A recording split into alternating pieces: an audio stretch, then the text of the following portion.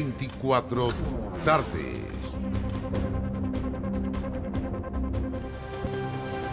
Una de la tarde en punto, bienvenidos a la revisión de noticias en 24 tarde, este día miércoles 12 de julio, una jornada con bajas temperaturas, 12 grados en la capital, 13 la máxima pronosticada para esta jornada, las horas después de la lluvia aquí en la zona centro. Los invito a revisar titulares, las imágenes del día con lo más relevante ocurrido en Chile y el mundo durante las últimas horas.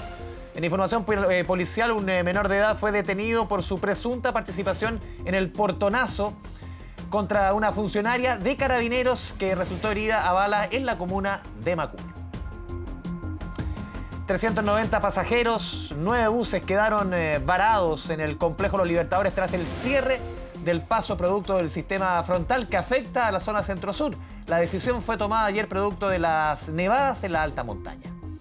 Y en información deportiva, hoy fue presentado, lo vemos ahí, Ben Brereton Díaz en el Villarreal de España. También tendremos junto a Sergio Pinto aquí en el deporte los goles del triunfo de Colo-Colo ayer en la Sudamericana. Comenzamos con información política. La Cámara de Diputadas ve a esta hora la admisibilidad de la acusación constitucional contra el ministro de Educación, Marco Antonio Ávila. Don Kevin Felgueras, con todos los detalles de una discusión Ahora, que va a dar para largo, don Kevin, por lo menos entrada a la tarde, y también una acusación que, de acuerdo a lo que hemos registrado durante toda la mañana, los equipos de TVN, tú y Poirot durante toda la mañana ya en el Congreso, una acusación que va perdiendo, entre comillas, adhesión. Evópolis se va restando, no se van a lograr los votos al parecer si uno hace las matemáticas simples. Don Kevin, ¿cómo le va? ¿Cómo estás, Andrés Vial? Muy buenas tardes. Vamos a hablar bajito porque está hablando a esta hora el abogado defensor del ministro de Educación. Se encuentra al interior de la sala, obviamente, Marco Antonio Ávila, quien llegó bien temprano acá en el Congreso Nacional. ¿Y sabe qué? Le voy a adelantar de inmediato algo que ya habíamos dicho durante toda la mañana. Lo más probable es que se caiga esta acusación constitucional, es que se declare inadmisible por parte de la Cámara de Diputadas y Diputados. Se produce recién nomás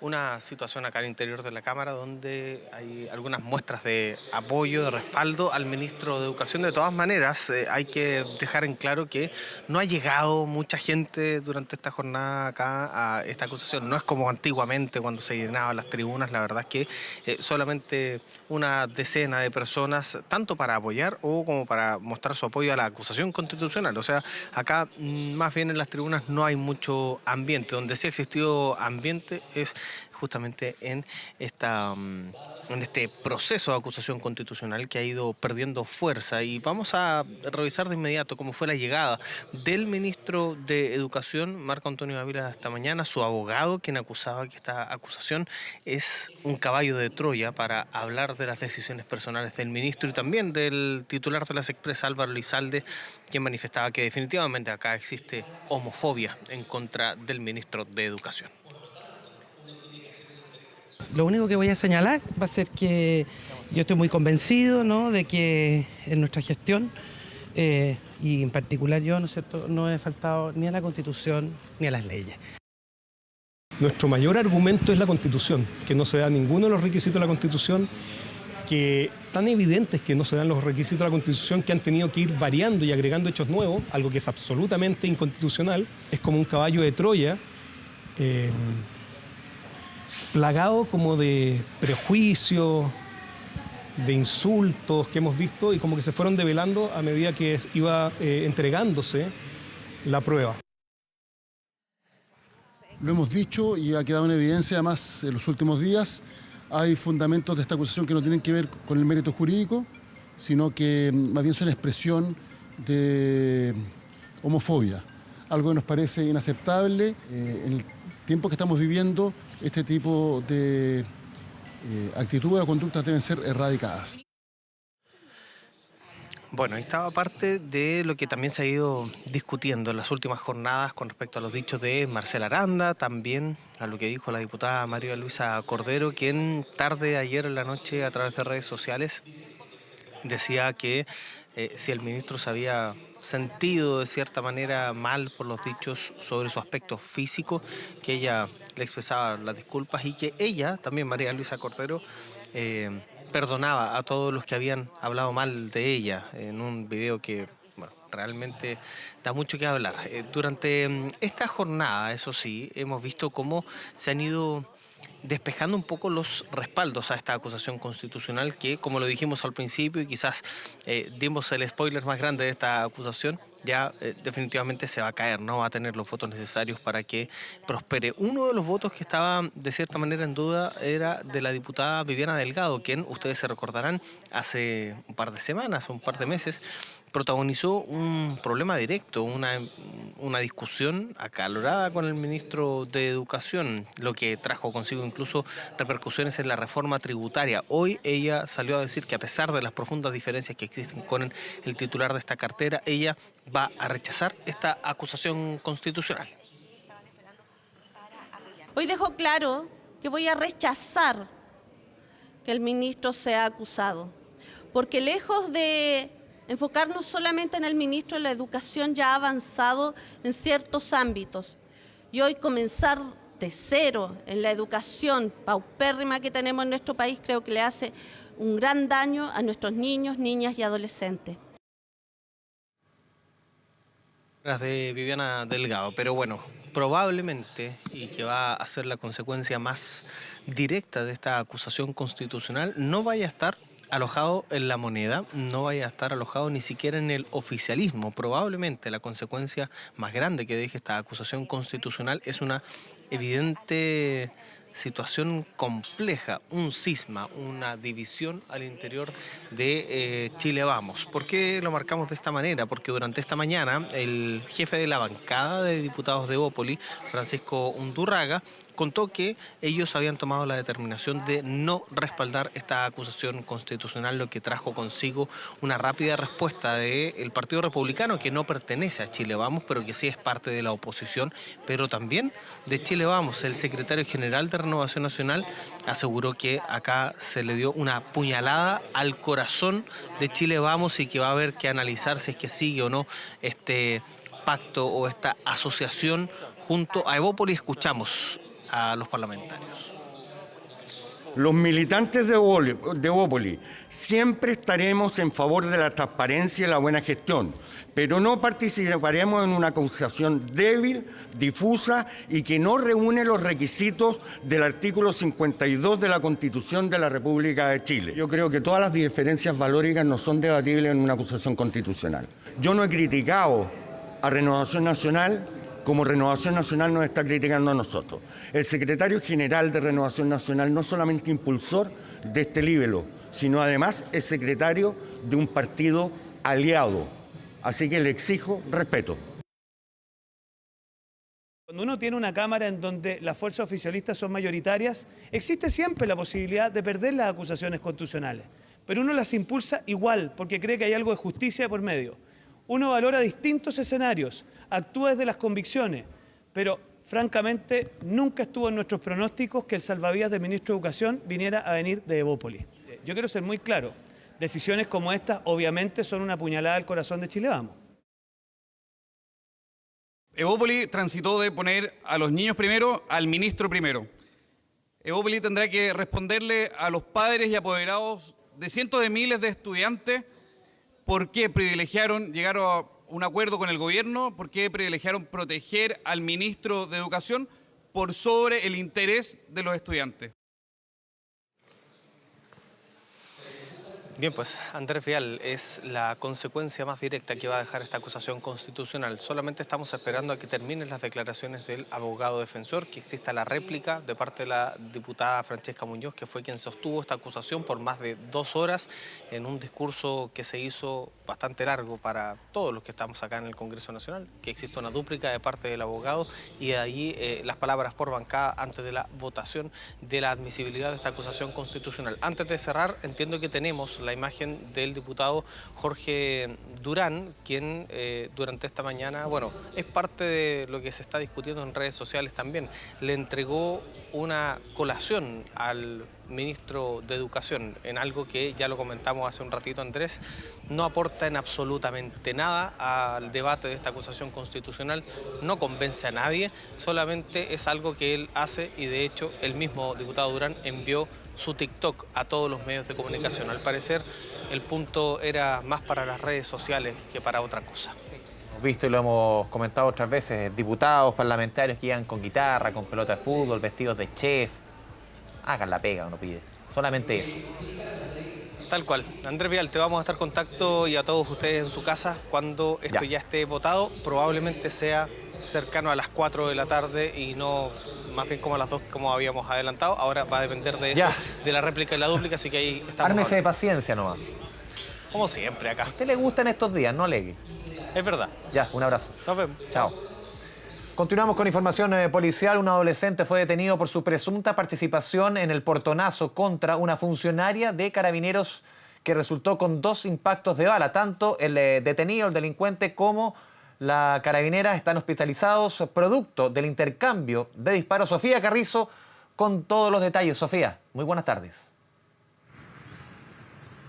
¿Qué tal, Andrés? ¿Cómo estás? Muy buenas tardes. Y ha sido finalmente la noticia policial de estas últimas horas allá en la comuna de Macul, cuando esta funcionaria de Carabineros de Franco repelió este intento de portonazo. Veamos las imágenes de seguridad cuando el vehículo precisamente de esta funcionaria llega hacia la calle Luis Valenzuela Aris, a la altura del 3000, ahí en el Villa Macul, a eso de la medianoche. Ella va a visitar a un amigo y mientras va a ingresar al edificio, espera un par de minutos y es ahí cuando es interceptada por este vehículo de color blanco marca Subaru. Lo vemos en las imágenes cómo se baja de forma rápida uno de estos sujetos, donde comienza este forcejeo, por así decirlo. Ella arranca y sin embargo más adelante se dice que se habría generado este intercambio de disparos donde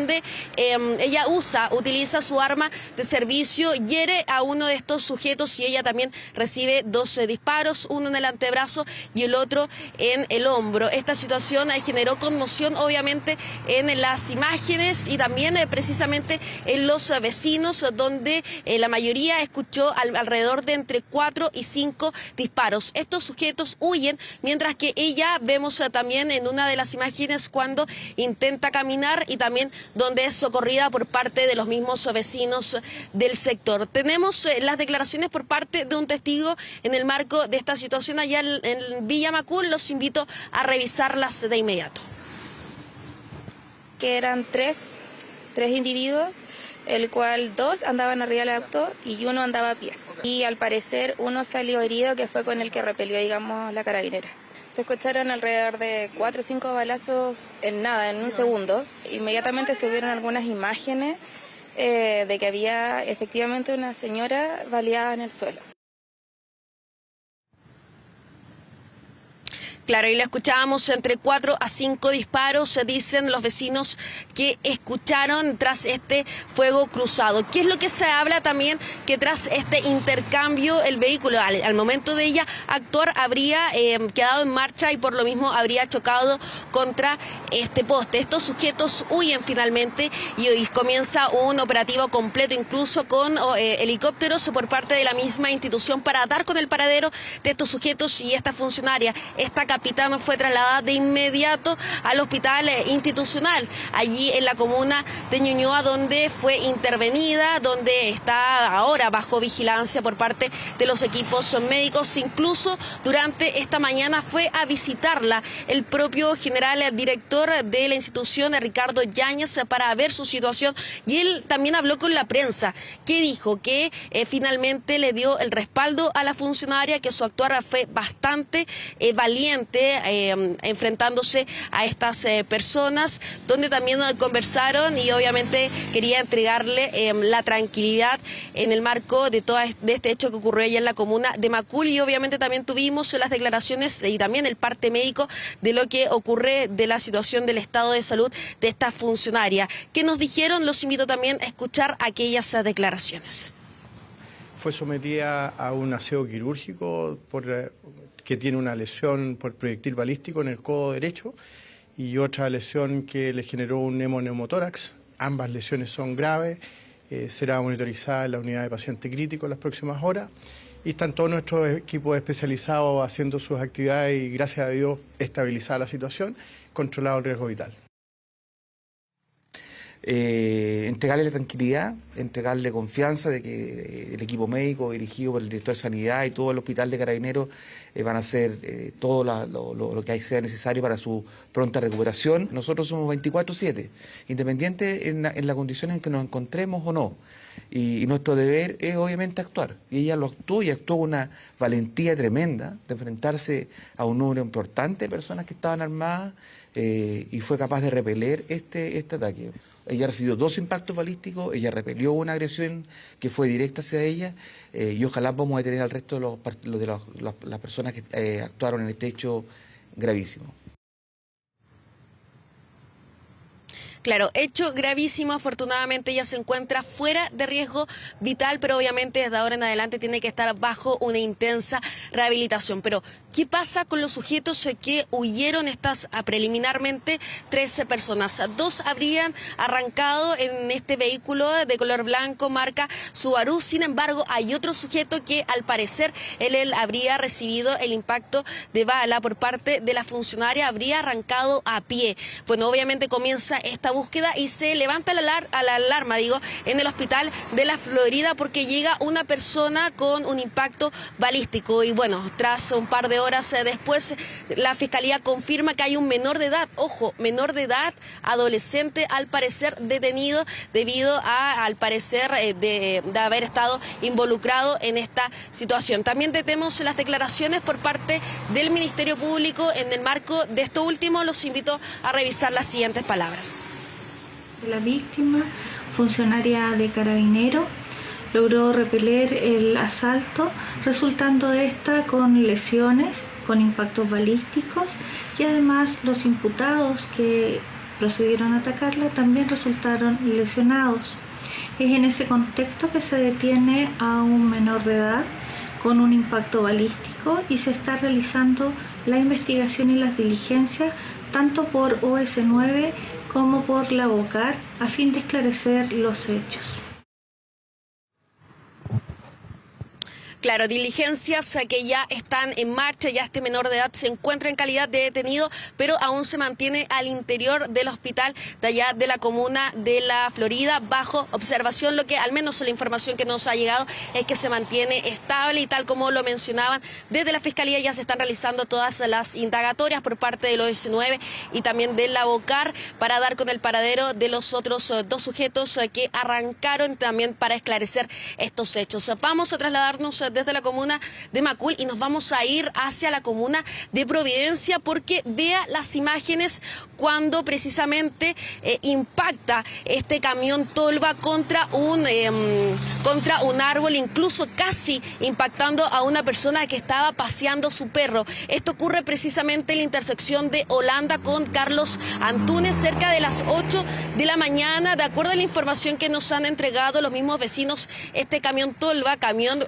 particular, privado, iba trasladándose desde Carlos Antunes hacia el oriente. Pero, ¿qué pasa y por qué se provoca esto? Al parecer, uno de la maquinaria habría quedado pillado con una de las ramas de aquella calle, pasándolas a llevar. Incluso se habría percatado de esto el conductor, intenta hacer un cambio de pista, obviamente para revisar su situación, pero saca esta rama gigante que estaba en esta calle, la bota y a propósito de esto pierde el control e impacta contra el árbol donde también se vieron 2 vehículos involucrados. Afortunadamente, ni el conductor ni los conductores de los otros 2 vehículos particulares tuvieron mayores lesiones, más que nada de carácter leve. Incluso en una de las imágenes vemos como los mismos conserjes de las personas que iban transitando por ese lugar lo bajan de este camión y le prestan las primeras ayudas. Al lugar obviamente se mantuvo el corte de tránsito por cerca de 1 hora. Los Carabineros nos decía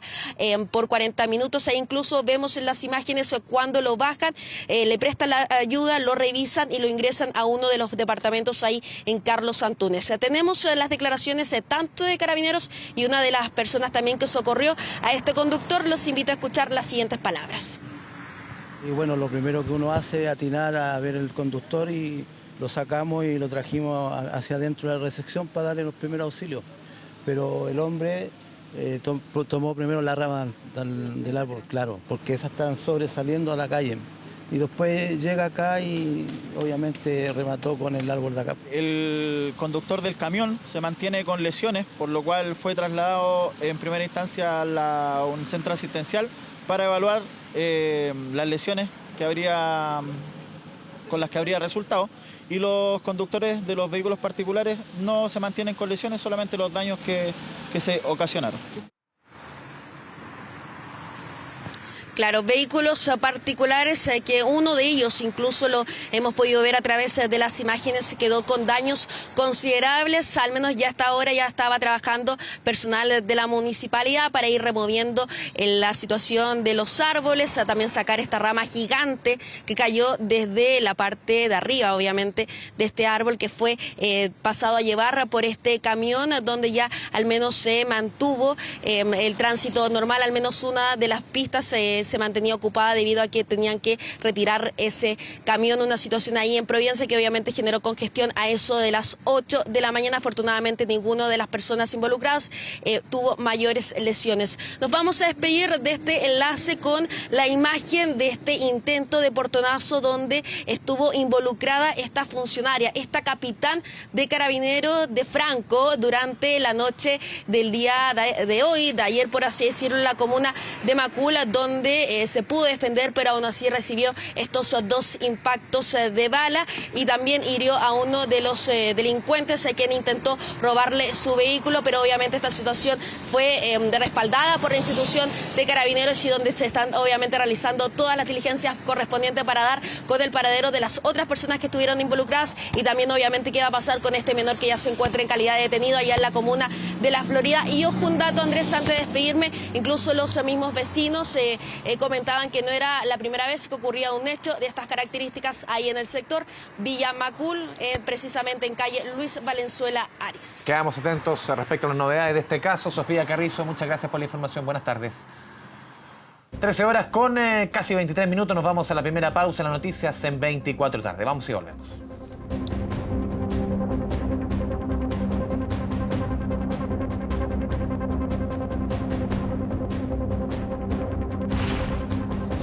Ya volvimos con 24 tarde.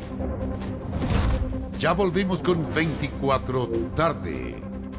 Volvemos con las informaciones a 24 tarde. 390 pasajeros, 9 buses quedaron varados en el complejo Los Libertadores tras el cierre del paso fronterizo, producto de las intensas nevazones. Esto en la zona. Hay gran cantidad de niños, adultos mayores en el lugar. Hans Christensen nos cuenta más desde la región de Valparaíso. Hans, ¿cómo te va? Muy buenas tardes. Hola, ¿qué tal Andrés? ¿Cómo estás? Muy buenas tardes. Hemos podido conversar con algunos de estos adultos que tú mencionas y la verdad es que se encuentran, si bien preocupados, porque no pudieron realizar el tránsito desde Argentina hacia nuestro país, bajar por la cuesta Caracoles hacia los Andes. De alguna forma también han estado tranquilos porque se les han dado las condiciones de alguna forma para poder permanecer en el paso fronterizo Los Libertadores, allá precisamente solo a metros de poder pasar entonces a hacer este tránsito hacia nuestro país por la cuesta Caracoles. Allí está el problema, ¿no? Hace solamente una semana y media atrás veíamos cómo producto de las intensas lluvias, nevazones también que ocurrieron allí en la alta cordillera, se generaron rodados o rocas que caen a la vía y por lo tanto se hacía muy peligroso para los buses y también para los camiones poder transitar de manera normal por ese sector y es allí entonces que desde la delegación presidencial de los Andes se decide completamente cerrar entonces el paso fronterizo. Esto de todas maneras generó la indignación en un primer momento porque para que ustedes se hagan una idea, recordemos que el viernes pasado se abre finalmente el paso fronterizo tras estar cerrado, producto del sistema frontal previo al de la jornada de ayer y es allí entonces que se habilita el flujo para las personas turistas, vehículos menores y también los camiones que hicieran el tránsito hacia Mendoza, particularmente muchos de ellos aprovechando las vacaciones de invierno, pero por disposición de la autoridad trasandina solo la jornada de ayer podían comenzar a hacer el tránsito de vuelta, las personas que fueron a turistear viajar hacia Mendoza, y es ahí entonces que se generó un atostamiento por parte de las personas que venían de vuelta. De manera normal, desde Mendoza hacia Chile cruzan un promedio de 25 buses diarios. Solo ayer lo hicieron 41, y es allí entonces en que en el tránsito, en este trámite aduanero, hubo una demora de alguna manera, y 9 no alcanzaron a realizar todo el conteo de los pasajeros, revisar justamente el control migratorio, por lo tanto tuvieron que permanecer ese sector. Luego de las 9 de la noche se hizo muchísimo más compleja todo lo que tiene que ver con las condiciones climáticas, el estado de la ruta, y ellos tuvieron que permanecer allí, pernoctar en las noches. Tú bien lo decías, algunos niños, adultos mayores, jóvenes que se desplazaron por distintos motivos, algunos a turistear mayoritariamente, otros incluso nos decían por temas médicos, y es algo que vamos a estar ampliando en las ediciones venideras, ¿no? En nuestra edición central, con todas las historias de estas personas. Lo bueno sí es que de alguna manera desde la delegación presidencial se ha señalado que si bien no existe una hora o un día fijo que ellos puedan establecer para una reapertura durante la tarde, podría existir una breve ventana para que estos 9 buses desciendan entonces desde el complejo fronterizo Los Libertadores hasta Los Andes. Tenemos algunas declaraciones de personas con quienes nosotros pudimos conversar. Ponga atención. ¿Cómo ha sido el trabajo de los funcionarios acá adentro? Al menos completamente ineficiente. El hecho de que anoche solamente 2 casetas abiertas de las 15 que había. Después el hecho de que nos han mantenido sin comida, no nos han entregado nada. De hecho, por suerte que un tipo diciendo, no, tengo un calentador de agua, y empezó a dar agua. El hecho de, para comer, gente que salió de sus mercaderías, que sacaron alfajores para poder entregar a la gente. Estoy acá desde ayer parada. Muy bien, gracias a Dios, nos dieron alojamiento, nos están dando alimentación. Agradecido porque hay niños chicos y gente adulta, así que bueno, dentro de la situación que hemos vivido estamos bien. Ahora estamos un poco mejor ya que nos están brindando café y han dicho que nos van a brindar un poco de almuerzo también. Y esperemos que se pueda solucionar rápido porque hay muchos niños y hay mucha gente mayor acá. La ruta internacional continúa cerrada debido a las inclemencias del tiempo. Vialidad está haciendo todos los trabajos necesarios para mantener la ruta segura. Cabe señalar que las personas actualmente, si bien es cierto se encuentran en el complejo fronterizo, fueron apoyadas por parte de la concesionaria del complejo fronterizo Providencia Tal para poder entregarle alimentación mientras dure este periodo que se van a mantener al interior de este complejo.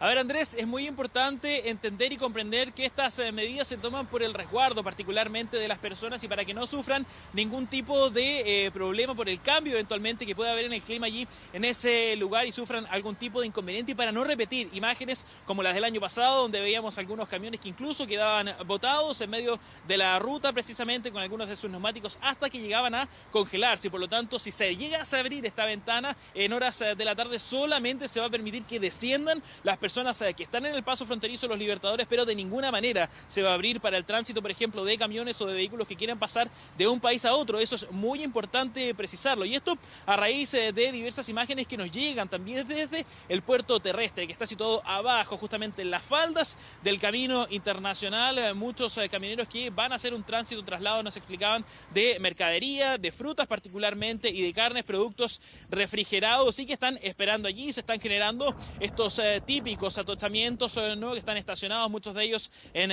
la berma, pero nos dicen la verdad, comprenden esta situación, no quieren que se repitan imágenes como las que se vivieron el año pasado, y por lo tanto solamente les va a quedar esperar a la decisión de la autoridad cuando realmente estén las condiciones dadas para que puedan realizar entonces este flujo de vuelta de manera normal y en condiciones seguras desde Chile hacia Argentina y viceversa. Hemos conversado con algunos camioneros, escuchemos.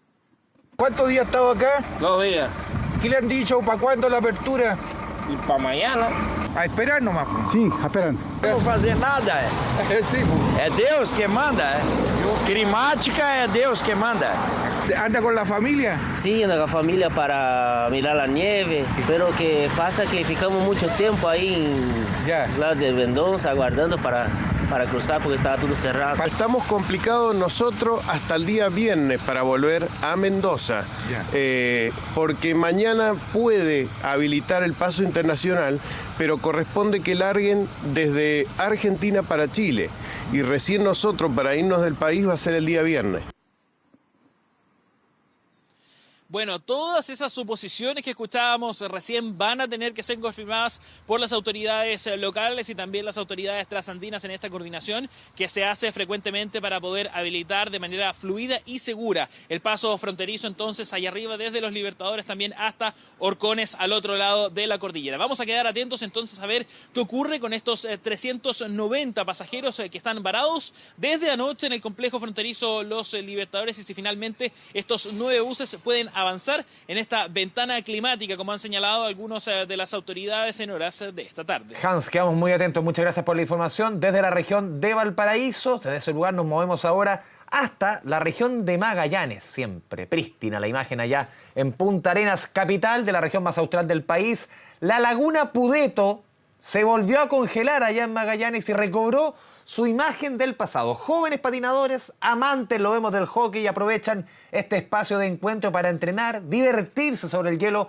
Loreto Figueroa nos cuenta más. Loreto, buenas tardes.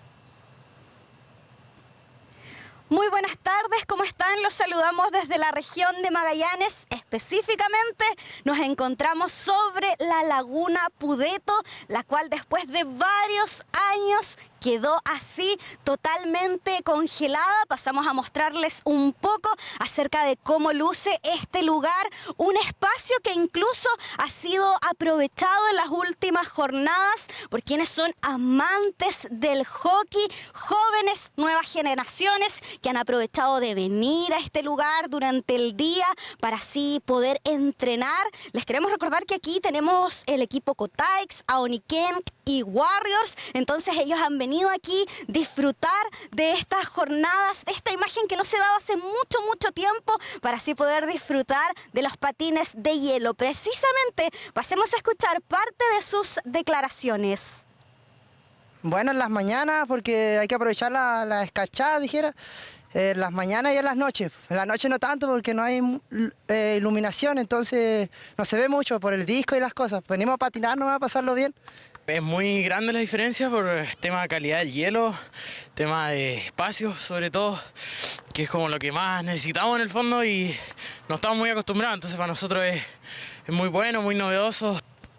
La menor cantidad de agua en la laguna Pudeto y las bajas temperaturas que han estado presentes aquí en Punta Arenas han dado las condiciones propicias para que así este espacio se logre congelar. Estos jóvenes nos decían que este espacio es prácticamente 50 veces más grande o más que el lugar donde entrenan, que es la cancha de Zona Franca, y por eso ellos han aprovechado todos los días que ha estado congelado este espacio para así poder practicar. Ellos nos decían que como es más amplio pueden practicar su velocidad, ya no tienen que jugar con tantos toques el hockey y así pueden hacer mucho más ameno sus jornadas de entrenamiento. Precisamente escuchemos más declaraciones de estos jóvenes que han estado disfrutando de este espacio. Bonito igual compartir con los dos clubes que están acá, bueno, los tres, Kotay, Warrior y Aoniken, y feliz, contento. Hoy estuvieron también los chicos que vinieron al campeonato el fin de semana de la semana pasada, no sé si pudiste compartir con ellos, ¿qué te decían de esto? Que sí, que era helado, tenía mucho frío y no, que era bonito el hielo, le encantaba y era divertido y obvio, ¿cómo se llama? Se mojaban más de lo común. Podemos venir a cualquier hora y es gratis, eso es lo que más me alivia a mí por lo menos, y podemos estar todo el rato que queramos. Aparte, yo como digo, llevo poquito tiempo entrenando y es mi primera vez acá en la laguna, así que para ser primera vez la verdad es que es una linda experiencia para compartir con los compañeros también.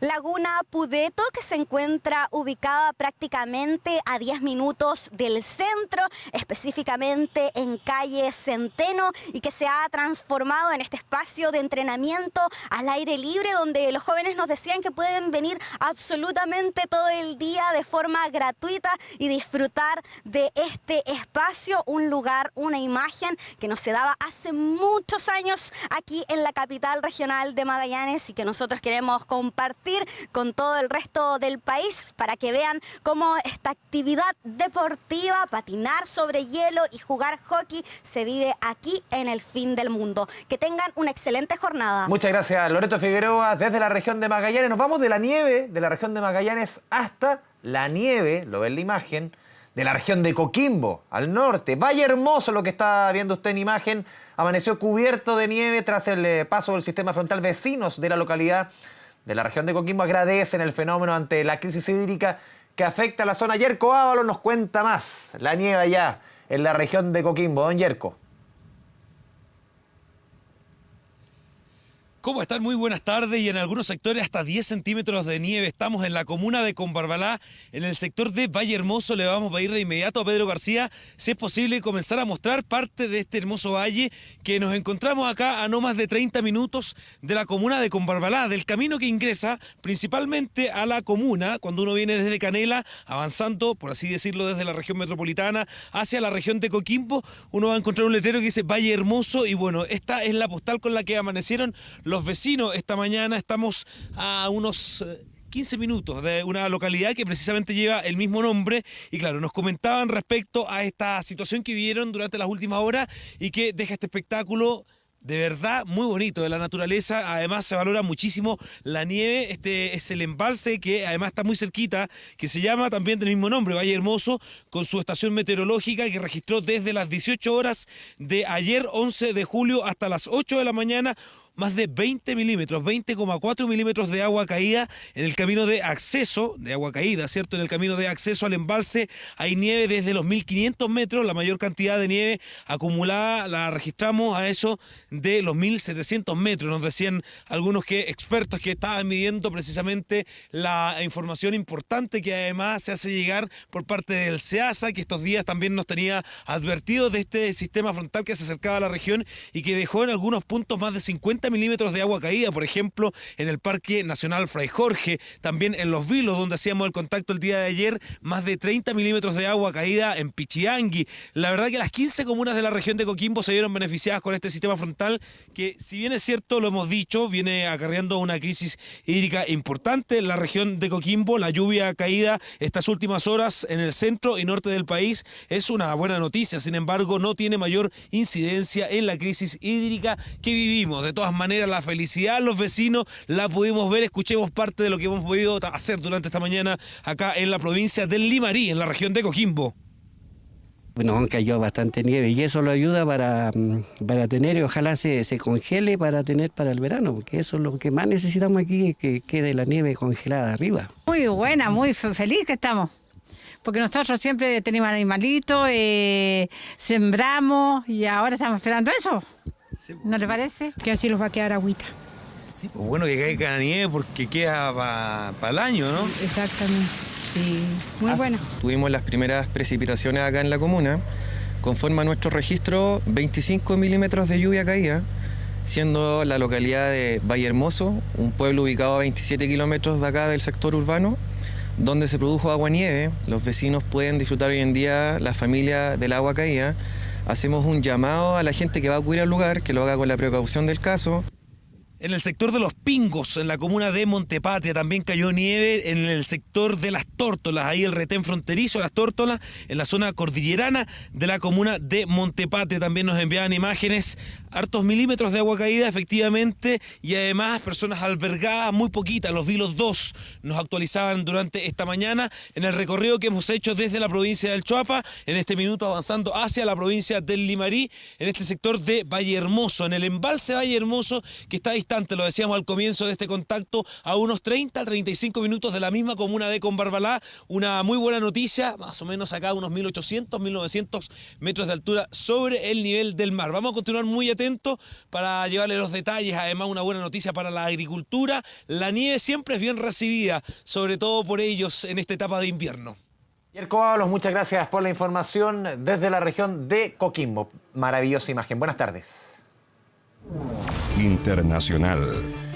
1 de la tarde con 45 minutos. Día...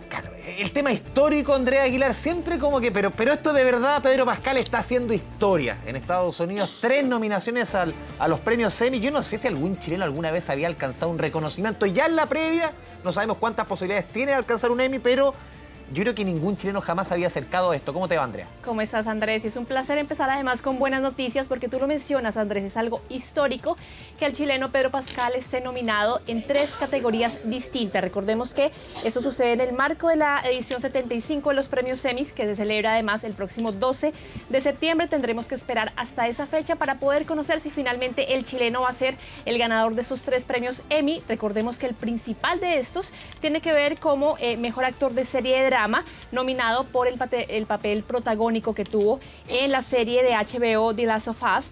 Además, también compite por el premio de narrador destacado por un rol que tuvo en el documental Patagonia, La vida al borde del mundo, y también por mejor actor invitado a su presentación en el Late Show Saturday Night Live. Sin embargo, además, Andrés, hay que decir que este no es el único chileno que ha estado nominado durante esta jornada. Claro. Estamos hablando... Recordemos también que tenemos otro que tiene que ver con la nominación que gana el chileno Cristóbal Tapia de Ver. Él tiene que ver, Andrés, con la banda sonora de la serie White Lotus. ¿Te parece si escuchamos una parte de ese trabajo de este chileno?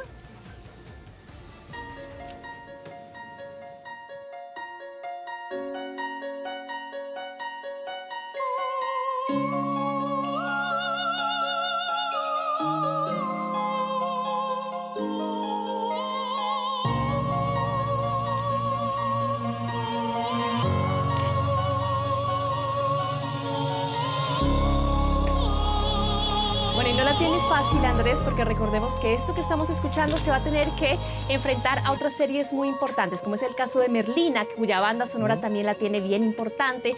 La serie que quizás ha recibido más nominaciones durante esta mañana ha sido la de Succession, que ha sido muy exitosa y que también va a tener que competirle a Pedro Pascal. Vamos a ver entonces si estos 2 chilenos se logran llevar estos 4 premios Emmy a los que fueron finalmente nominados. ¿Sí, si uno ve, quizá, claro, no es la especialidad ni tuya ni mía, el tema del espectáculo, pero existen reales posibilidades en el caso de Pascal que se lleve un histórico Emmy para un chileno, quizás dónde de esas 3 categorías, y también lo que demuestra lo multifacético que es el actor chileno, dónde quizás se pueden ver más chances. Bueno, realmente, Andrés, él tuvo muchísima acogida en lo que fue ese show, ese Late Show de Saturday Night Live, y ahí podría tener una buena chance. También como el tema de narrador invitado, que también en este documental de la Patagonia tiene menos competencia, al menos de si hablamos de una de las categorías principales, que es el de actor de este drama, que finalmente también logra ser nominado con Bella Ramsey, que es esta niña, que finalmente también llega a ser la nominada por el lado del drama, pero por el lado de las mujeres.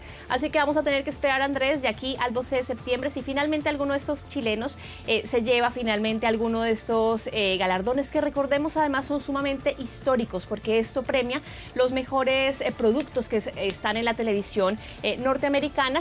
Y bueno, obviamente un orgullo que haya 2 chilenos nominados en estas categorías. Seguimos hablando ahora, Andrés, de noticias internacionales, pero veamos ahora qué está sucediendo en Venezuela, porque estas imágenes que estamos viendo también son históricas y tiene que ver con el debate que se está registrando en los últimos minutos de esta jornada y que ponía sobre la mesa, sobre el tapete, a 8 de los 14 candidatos de la oposición que planean disputarle el próximo año las elecciones a Nicolás Maduro.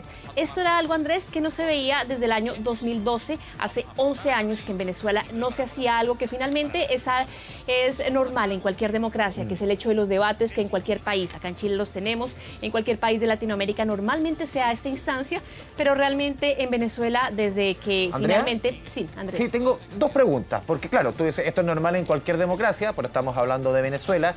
Aquí exclusivamente entonces candidatos y candidatas opositoras. ¿Participó, por ejemplo, la que es considerada hoy día la principal líder de la oposición, María Corina Machado? Participó María Corina Machado, no participó Enrique Capriles, por ejemplo, que era otro de las grandes figuras, pero sí participó Freddy Superlano, que recordemos es el que finalmente toma el legado de Juan Guaidó, que se va diluyendo esta figura, lo hemos mencionado también en otras oportunidades, Andrés, y que termina exiliado en Estados Unidos después de haberle chantado la cara, por ejemplo, a la dictadura de Nicolás Maduro en distintas oportunidades. ¿Y tienes datos o alguna información respecto a qué nivel de cobertura pudo haber tenido este debate? A mí me tocó ir un par de veces a Venezuela en el cierre de canales, RCTV, Globovisión.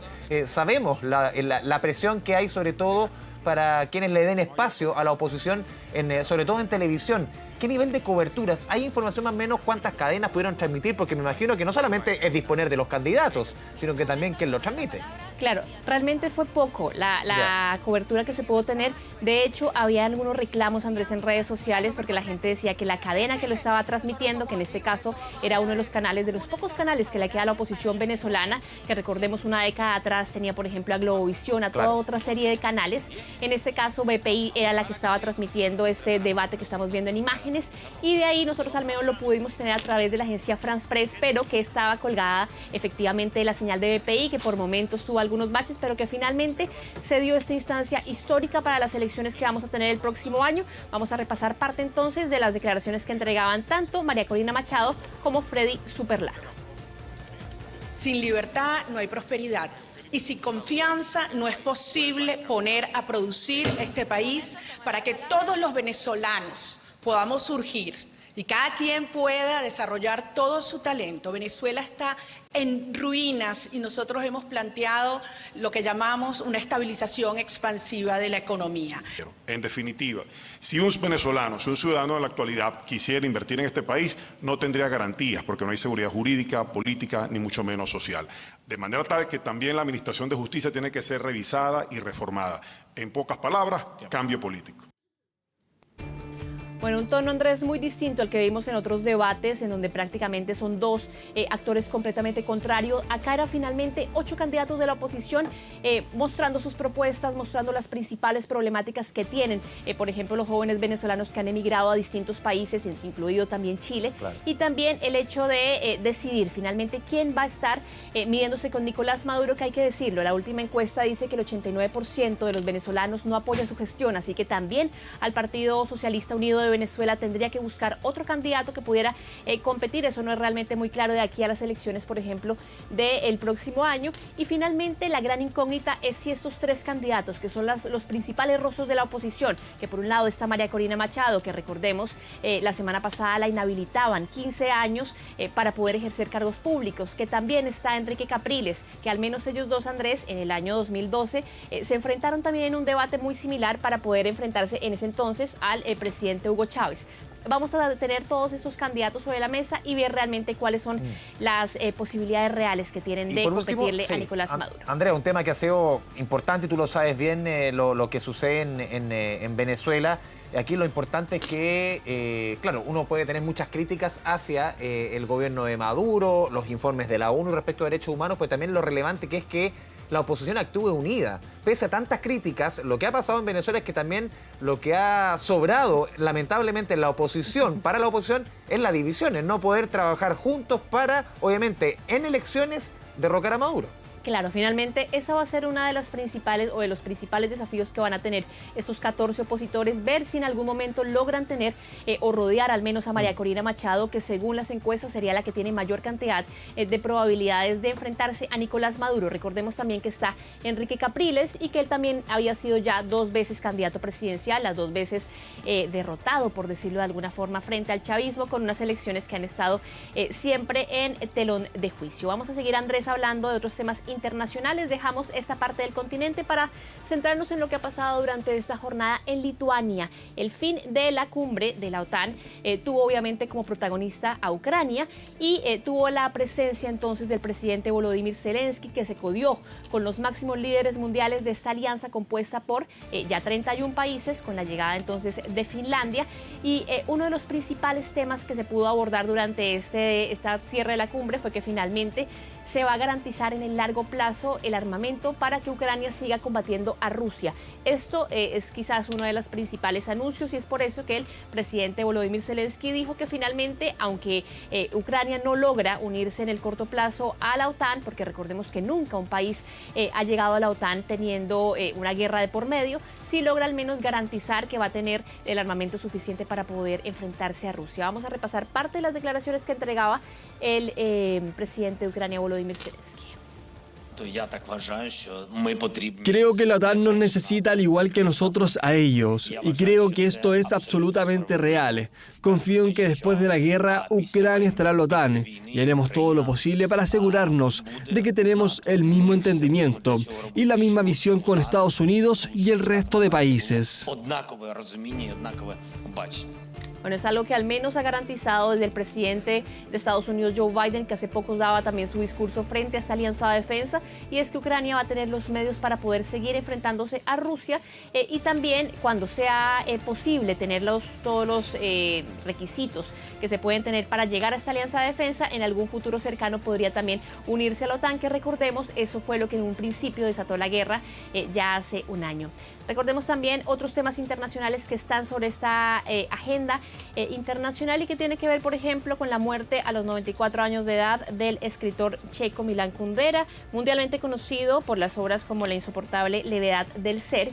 Los medios checos confirmaron esta mañana su noticia. Recordemos que él vivía prácticamente exiliado en París desde 1970 y que Kundera había nacido justamente un 1 de abril de 1929 en lo que era en ese momento Checoslovaquia. Fue miembro del Partido Comunista, pero había sido expulsado varias veces por lo que ellos llamaban como actividades anticomunistas. En 1975 él termina exiliado en París, ahí vive con su esposa hasta el final de sus días y finalmente se le retribuye o se le restituye mejor su nacionalidad checa en el año 2019. Una pérdida sin duda para el mundo de la literatura y también recordemos que La insoportable levedad del ser es quizás uno de los libros más leídos a nivel mundial. Esta novela de 1984 que hablaba mucho del país de donde él venía y que finalmente también fue como una de las deudas. Todo el mundo esperaba que fuera nominado en algún momento a los premios Nobel o al Premio Nobel de Literatura y finalmente él fallece sin llevarse este galardón. Seguimos avanzando en materia internacional y veamos ahora lo que sucede con la liberación de esta seguidora de Charles Manson a los 53 o que pasó mejor 53 años en la cárcel. Era quizás la más cercana y la más joven de esta familia Manson. Recordemos que ella tenía solamente 19 años cuando participó en el asesinato de un almacenero y su esposa en Los Ángeles. Esto fue en 1969. Fue la seguidora más joven que tenía Manson en ese momento, que además fue condenada por este asesinato. Y los gobernadores de California habían bloqueado 5 ofertas anteriores de libertad condicional, una decisión que finalmente fue revocada por el Tribunal de Apelaciones Estatal. Esta mujer ahora confirmó que salió de una prisión de mujeres en California el martes por la mañana y que va a estar en libertad condicional al menos durante 3 años. Y vamos a ver hasta ahora una de las imágenes más impactantes que nos deja esta jornada. Tiene que ver con estos migrantes nigerianos que iban a bordo de lo que vemos ahí. Prácticamente es una parte de un barco que finalmente zarpa en Brasil y los hombres se mantuvieron escondidos en este sector que es conocido como la caja de timón y que es bastante estrecho, que de hecho tiene contacto con el agua del mar, por lo que además estuvieron sometidos a grandes o a bajas temperaturas y también la Policía Federal los rescató. Al llegar a Puerto Victoria, ubicado en el estado de Espíritu Santo, señaló que los 4 inmigrantes pasaron 10 días sin comida, 3 sin agua potable y que desafortunadamente tendrán que volver a su país de origen después de haber sido deportados desde Brasil. Vamos ahora con las imágenes de la lluvia en Italia, porque finalmente vemos que mientras hay gran parte de Europa sostenido por el calor, también vemos estas imágenes que dejan de destrozos de la mayor parte de Italia, imágenes que corresponden a la provincia de Como, que es en la región de Lombardía, y que muestra vehículos aplastados, que estamos viendo ahí en imágenes, árboles caídos en las calles y también escombros de edificios. Más de 200 bomberos pudieron responder a las emergencias en la capital regional de Milán, cerca del aeropuerto de Malpensa y en varias ciudades cerca del lago Como. El daño, como vemos, no se limitó a la infraestructura, sino que hubo 3 excursionistas que resultaron heridos por la caída de un árbol, quienes más fueron además rescatados por los bomberos.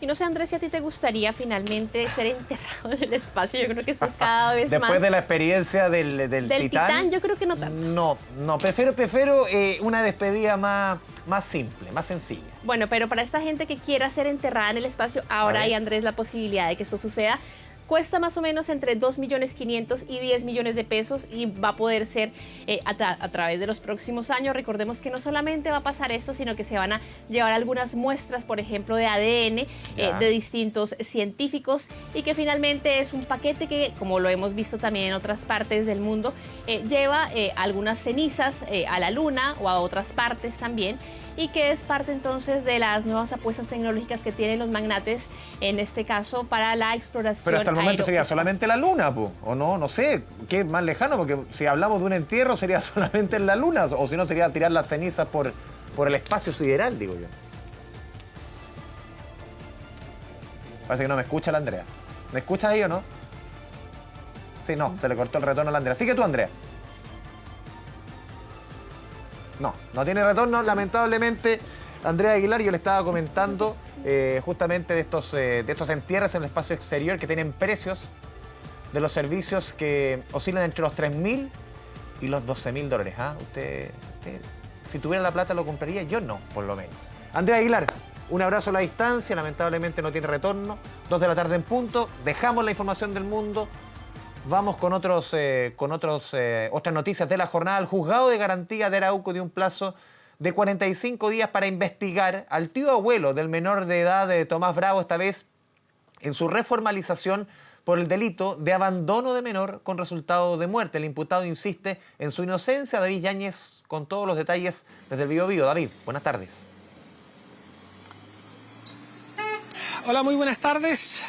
¿Mantiene su inocencia? Sí.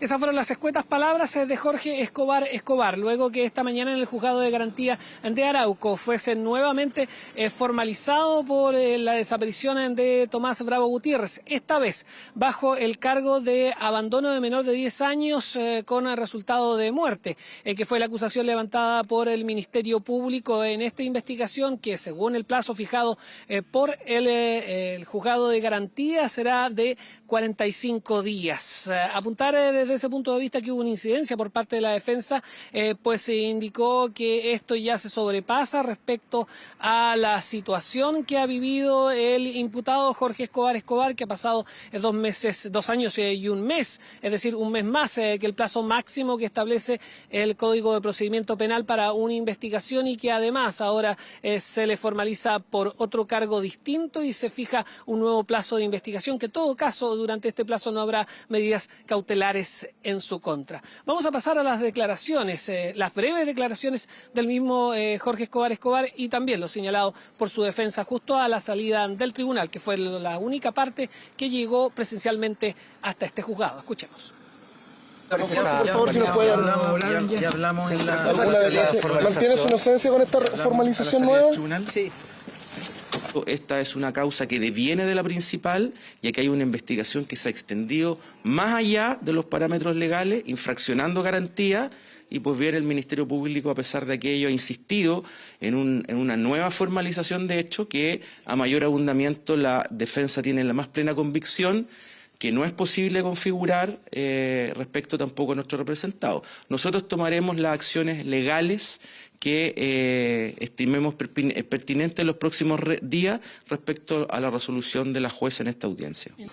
Un caso que aparentemente de nuevo llegará hasta la Corte de Apelaciones de Concepción a través de un amparo, según lo planteado por la misma Defensoría, y que debe ser discutido todavía respecto a la solicitud de sobreseimiento por el cargo de homicidio. Recordemos que ese fue el primer cargo que enfrentó Jorge Escobar durante más de 2 años en esta investigación, y que el caso en particular respecto a quién es el responsable de la muerte del pequeño Tomás Bravo aún es una incógnita. Atento, David Yáñez, desde el Biobío. Buenas tardes. Volvemos a la capital. Por 5ª semana consecutiva disminuyen los casos de virus respiratorios, según un nuevo reporte entregado por el Ministerio de Salud. Cristóbal Vero con todos los detalles a esta hora. Cristóbal, muy buenas tardes.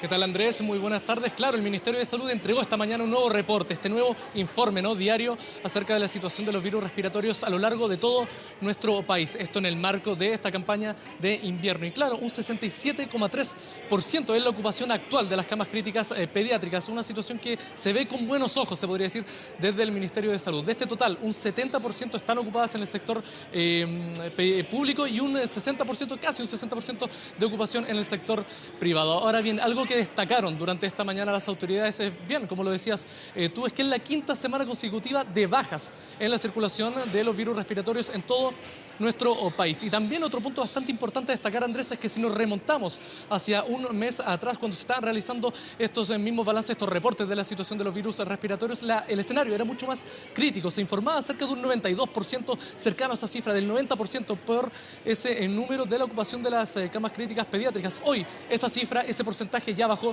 a un 67,3%. Sin embargo, una situación preocupante, lo informaron durante esta mañana también desde el Ministerio de Salud, es que lamentablemente 10 menores de 1 año han fallecido por esta situación, por los virus respiratorios. ¿Cuál es el escenario actual, Andrés, para que no haya ninguna duda? Bueno, hay 1.286 camas críticas pediátricas que se mantienen habilitadas, de las cuales 420 están disponibles. Además, 652 menores de edad están internados en cuidados críticos, 1.029 permanecen en cuidados medios y además 507 de estos menores de edad están en cuidados básicos. Nosotros tenemos declaraciones por parte de las autoridades en medio de este nuevo balance que entregaron durante esta mañana. Pasemos a escuchar esas declaraciones.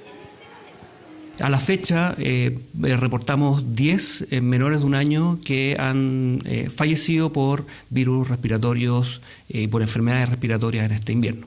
Nosotros sabemos que estas semanas, que son las semanas de vacaciones de invierno, siempre se genera una disminución en el porcentaje de ocupación y en la atención de la red, pero no nos podemos confiar porque también sabemos que estamos con un número de camas que está por sobre las camas de dotación habilitadas habitualmente y por eso es que mantenemos todas las medidas de alerta, los sistemas sanitarios.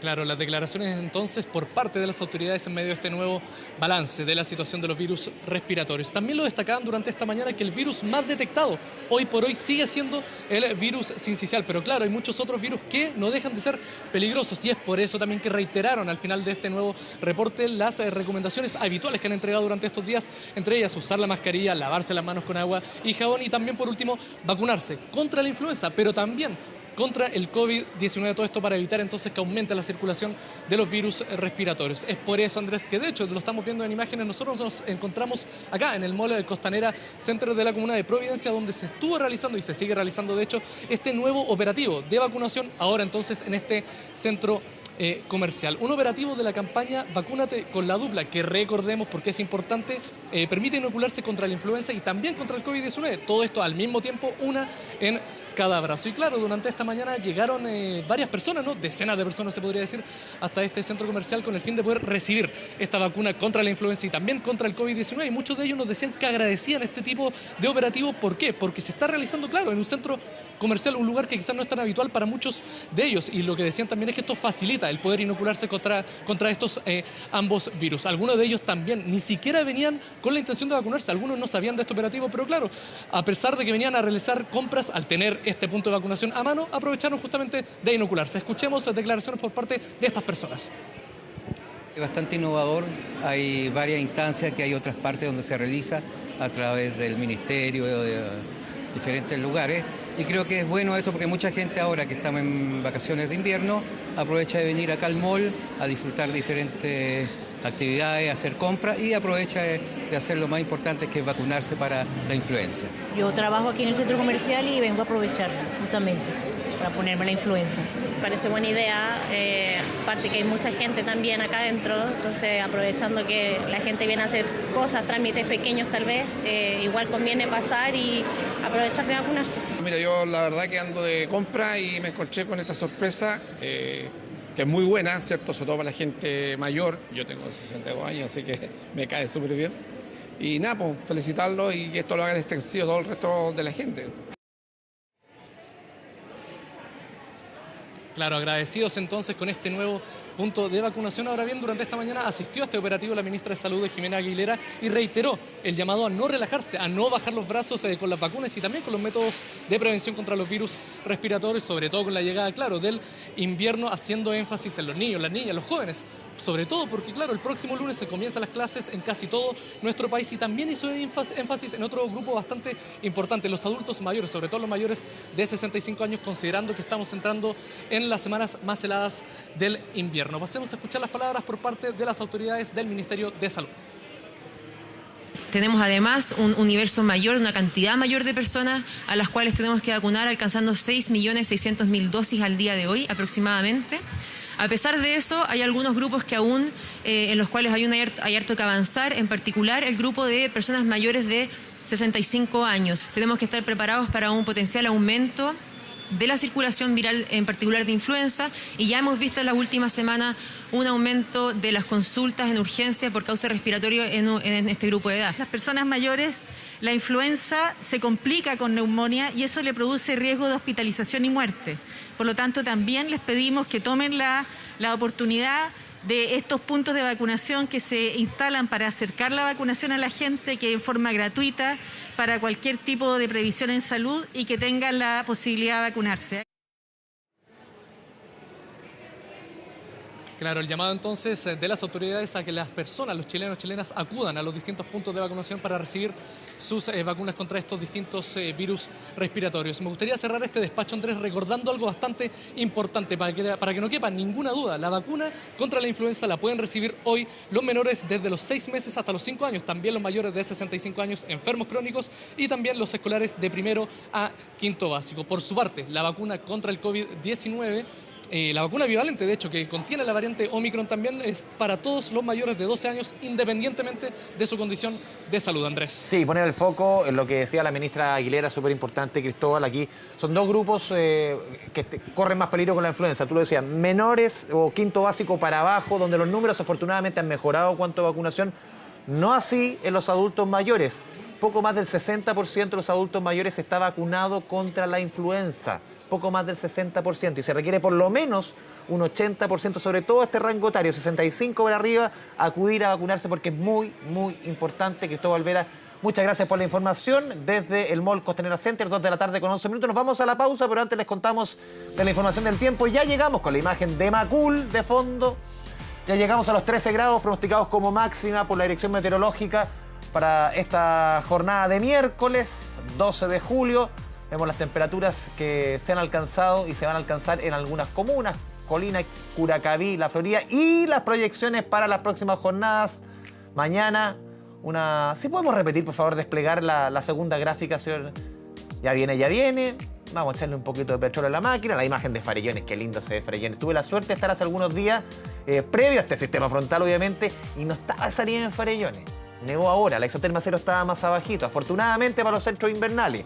A ver, 4 la mínima mañana, más heladito, 19 la máxima, mayor oscilación térmica, y los próximos días 6 la mínima parejito, viernes, sábado, domingo y lunes, las máximas entre 16 y 12 grados con esta información. 2 de la tarde con 12 minutos, nos vamos a la pausa en 24 tarde. Qué lindo está Farellones, pausa.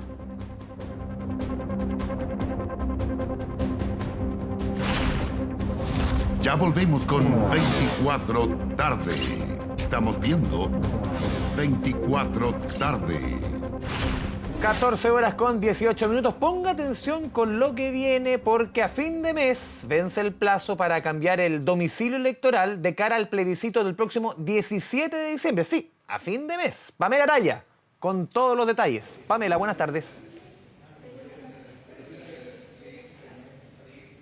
Hola, muy buenas tardes. Atención con la siguiente fecha. El 29 de julio vence el plazo para que se cambie el domicilio electoral. Esto de cara, por supuesto, al plebiscito de diciembre, en el que se tiene que definir si se aprueba o se rechaza la nueva Constitución redactada ahí por el Consejo Constitucional. Un proceso que además hay que recordar que es obligatorio. ¿Dónde hacerlo? Bueno, se tiene que hacer ahí en la página del CERVEL, también de forma presencial en las oficinas regionales del Servicio Electoral. En el caso online tiene que ser con la clave única, pero hay una tercera opción. Para quienes no tienen clave única por alguna razón, ingresan a la página web, llenan un formulario, se agenda una cita online y después la persona a través de una videoconferencia, se puede decir ahí, ratifica que efectivamente tiene que cambiar o quiere cambiar su dirección. Hay un punto importante que tiene que ver con los problemas o denuncias que hubo en el proceso anterior cuando decían que las personas no quedaban cerca de su hogar, los habían llevado un poco más lejos, o la verdad, por ejemplo, es que no tenía relación el lugar que habían puesto con donde habían quedado. Bueno, lo cierto es que Andrés Tagle, quien es el presidente del Consejo Directivo del CERVEL, explicó que una de las razones era que las personas no escribían, con claridad la dirección, evitar abreviaturas, por ejemplo, decía. Vamos a escuchar este consejo. El objetivo de esta campaña es que los electores revisen su domicilio electoral, poniendo especial cuidado en que los datos que hayan ingresado anteriormente y figuren en el registro electoral estén correctos, sin abreviaturas y escritos en forma completa. Por ejemplo, que su dirección no diga TTE, sino que teniente, o que no escriban, o que escriban Paula Jara Quemada y no P. Jara Quemada.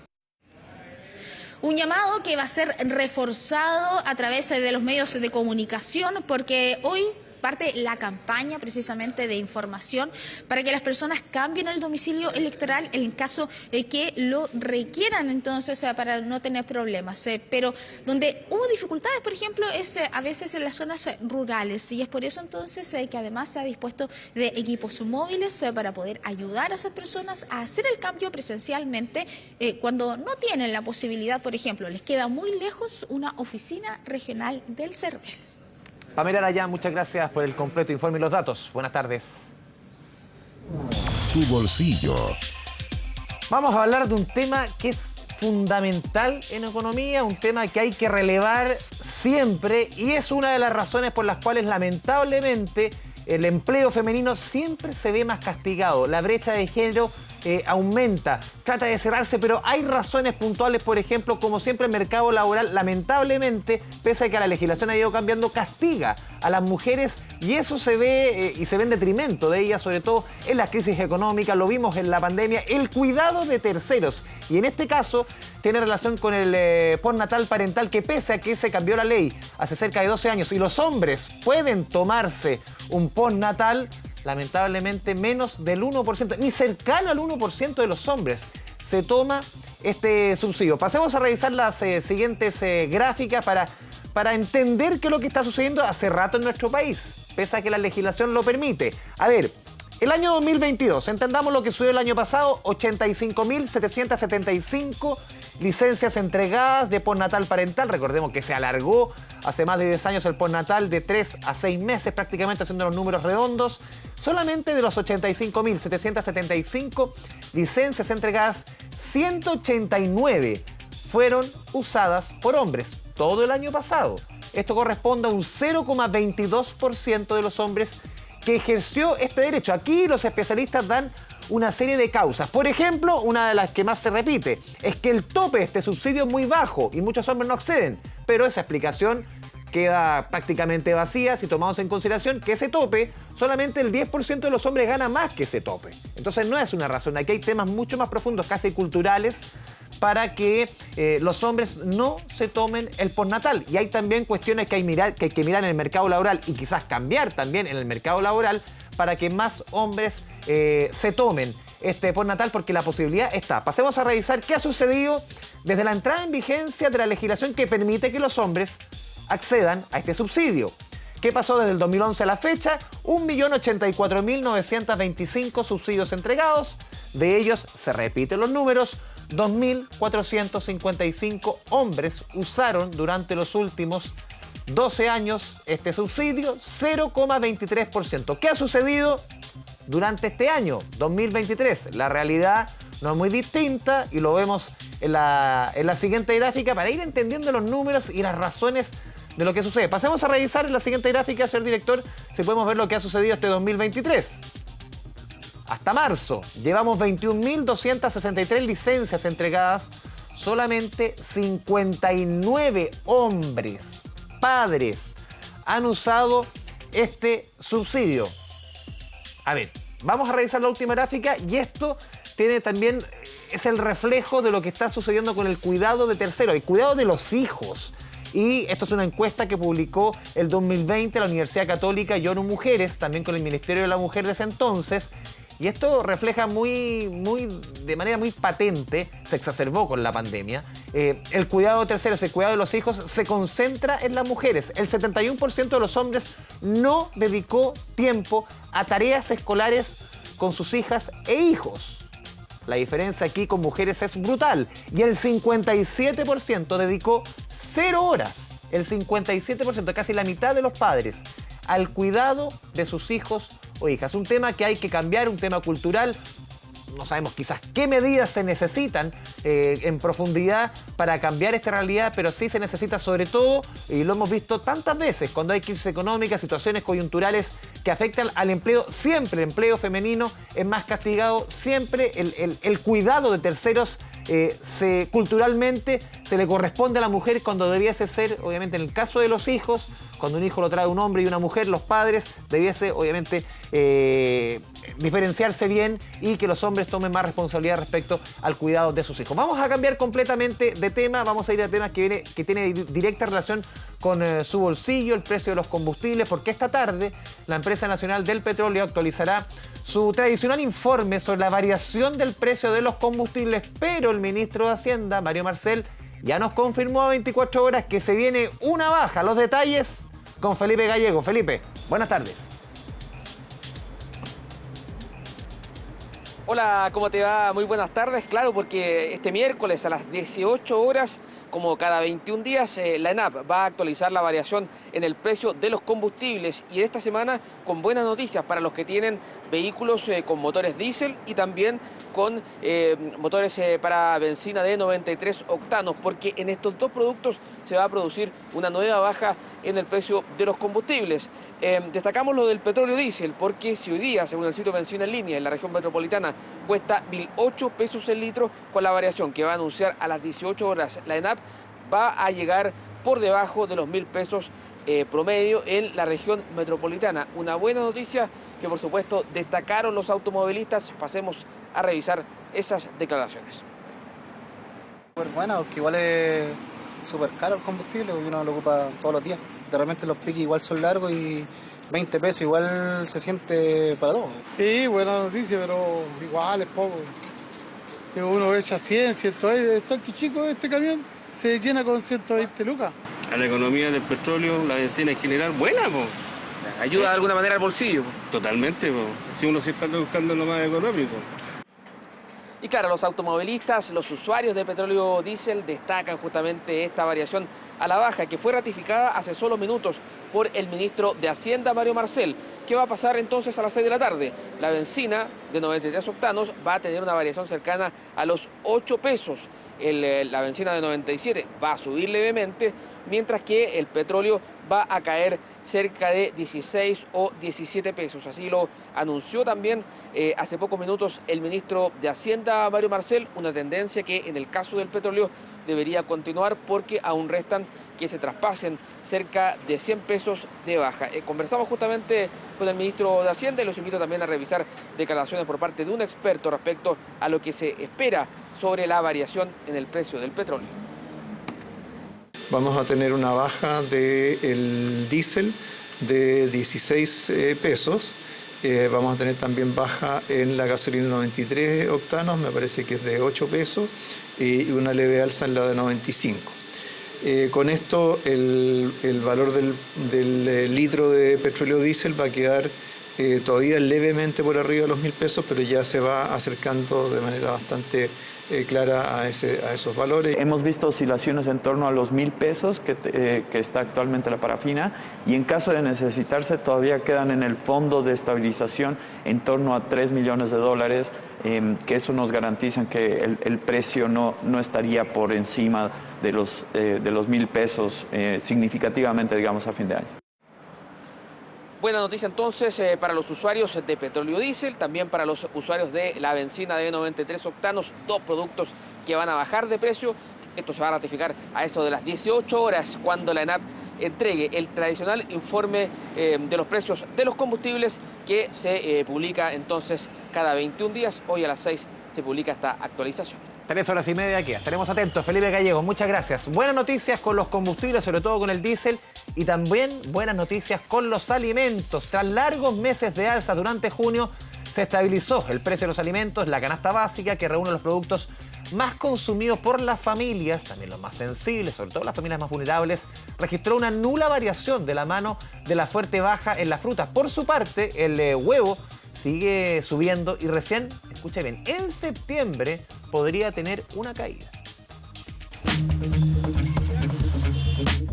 Son parte de los alimentos que por estos días intentan aliviar el bolsillo de los consumidores. Es que por fin, tras largos meses de alzas, los precios de los alimentos comienzan a estabilizarse. Una variación nula registró la canasta básica de alimentos, que mide los 80 productos más consumidos por los hogares en Chile. Y la fruta está baja. Ahora sí que uno puede comprar con ganas la fruta. Las manzanas, naranjas, los limones. Los plátanos bajaron, están a 700. ¿Y qué más? Las peras 700. Limones también han bajado. Han dicho que la fruta está súper baja. Sí, en general están bajas. Yo, lo que más vengo a comprar fruta y verdura. ¿Es buen momento para la fruta? Es buen momento para la fruta de estación, sí. Es buen momento para la fruta. La naranja. La naranja, el kiwi, el limón que está barato igual. Esta es la fruta del momento. Según un análisis hecho por la Universidad Diego Portales, en junio los limones, los plátanos, los zapallos, el agua mineral y la pechuga de pollo fueron los productos que comandaron las bajas en los precios. Ya vemos que la inflación de alimentos específicamente va con una moderación al alza muy significativa. Hemos visto nosotros en nuestro análisis que los alimentos naturales generalmente, que son las frutas y verduras, están disminuyendo sus precios y ya llevan una tendencia de disminución en los precios en los últimos meses. Pero así como hay frutas y verduras que bajan de precio, otros productos siguen atormentando los bolsillos. Por ejemplo, el precio del huevo. Como dice una amiga, parece que están pariendo en la clínica. Están por las nubes, ¿no? Sí, muy caro. Yo ayer me comí 5 a la hora de 11 con mi hijo y mi mujer y ya era fiesta esa cuestión. Se sentía millonario. Claro, estábamos haciendo un gasto extra. Los huevos se fueron a las nubes. 8.200, hay distintos precios, pero no saca nada con comprar un huevito chiquitito si va a consumir 2, 3, 4 una persona. Y cómo no, el huevo se consolidó como el producto de mayor alza durante junio. Por estos días es prácticamente imposible encontrar una bandeja de 30 unidades por debajo de los 7.000 pesos y todo indica que la tendencia continuará así por varias semanas. El maíz, que llegó a 350 pesos el kilo, está a 200. Entonces ese es el insumo principal de la industria de huevo y deberíamos tener, en la medida que va aumentando también la luz natural, las gallinas ponen más cuando hay luz natural, hacia septiembre deberíamos tener, según los cálculos del equipo de economistas agrarios nuestros, deberíamos tener por fin una curva descendente en el precio del huevo.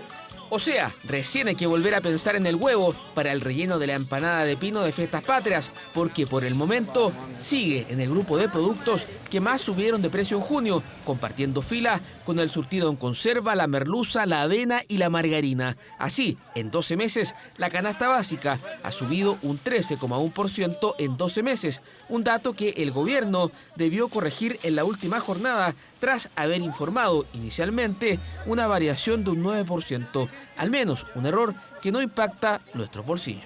La variación acumulada en 12 meses del precio de la canasta básica de alimentos ha ido a la baja desde enero de este año, en línea con la estabilización de la inflación y el buen desempeño de la política macroeconómica. Precio de los alimentos que por fin comienza a ceder y que a juicio de los economistas consultados por el Banco Central llevará a la inflación a rondar el 4% hacia fines de año. 2 de la tarde con 58 minutos. Volvemos para despedirnos a 24 tarde con las imágenes que han marcado esta jornada después de este sistema frontal. La nieve, ahí estamos viendo Valle Hermoso en la región de Coquimbo. También veíamos la laguna Pudeto en la región de Magallanes. La imagen maravillosa desde Farellones. Son la imagen de la nieve. Ahí estamos viendo Farellones. Yo les contaba que hace como 10 días, después del crudísimo sistema frontal que afrontó la zona centro-sur, no había nevado tanto en esta zona, casi nada. Pero ahora, obviamente, Isoterma Cero más abajo, casi 1000 metros más abajo, y cambia el panorama. nieva harto, los centros invernales que sacan cuentas un poquito más alegres después de días aciagos, 2,59 la nieve como postal de esta jornada de día miércoles, 13 grados. Ya llegamos, la máxima pronosticada por la Dirección Meteorológica. Despedimos 24 tarde. Que le vaya bonito, ¿eh?